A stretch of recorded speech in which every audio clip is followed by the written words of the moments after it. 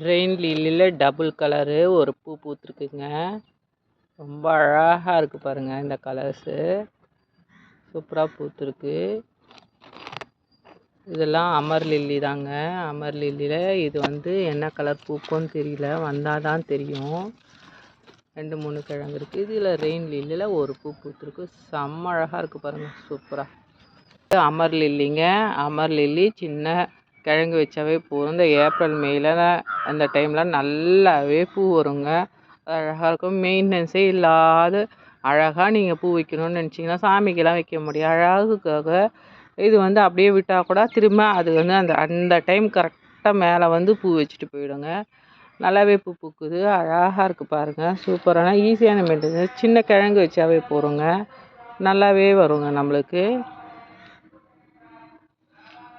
இதில் பல கலர் இருக்குது. என்கிட்ட இந்த கலர் மட்டும் தாங்க இருக்குது. ஒருத்தவங்க ரெட்டு கொடுத்தாங்க. ரெட்டு இன்னும் வரல. வந்ததுன்னா கண்டிப்பாக வீடியோ போடுறேங்க.